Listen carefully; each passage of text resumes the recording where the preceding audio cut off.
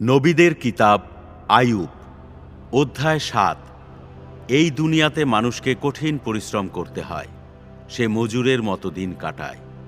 গোলাম যেমন সন্ধ্যাবেলার জন্য অপেক্ষা করে, মজুর যেমন তার মজুরির জন্য আশা করে থাকে, তেমনি করেই মাসের পর মাস নিষ্ফলতা আমার ভাগে পড়েছে।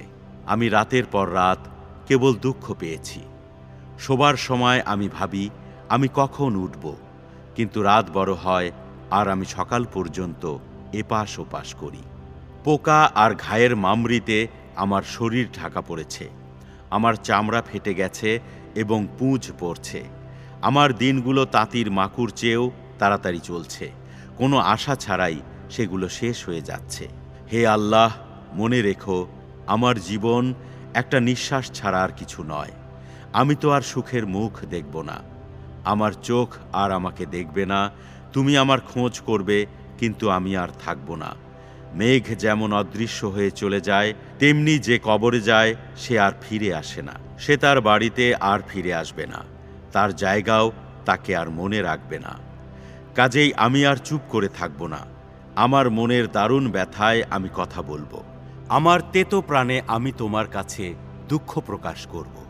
আমি কি সমুদ্র নাকি সাগরের জলদানব যে তুমি আমাকে পাহারা দিয়ে রেখেছ?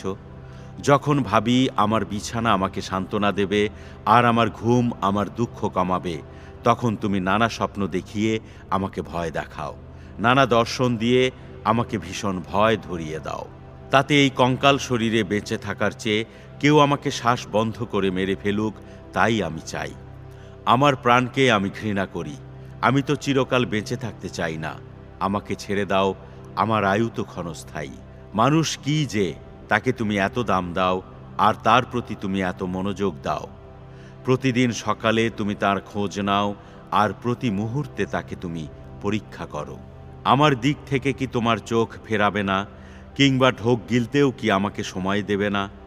হে মানুষের পাহারাদার, আমি যদি গুনাহ করেই থাকি তবে তাতে তোমার কি? তুমি কেন আমাকে তোমার তীরের লক্ষ্যস্থান করেছ? আমি কি তোমার বোঝা হয়েছি? কেন তুমি আমার দোষ ও আমার গুনাহ মাফ করো না? কারণ আমাকে তো শীঘ্রই মাটিতে শুতে হবে। তুমি আমার খোঁজ করবে, কিন্তু আমি থাকব না।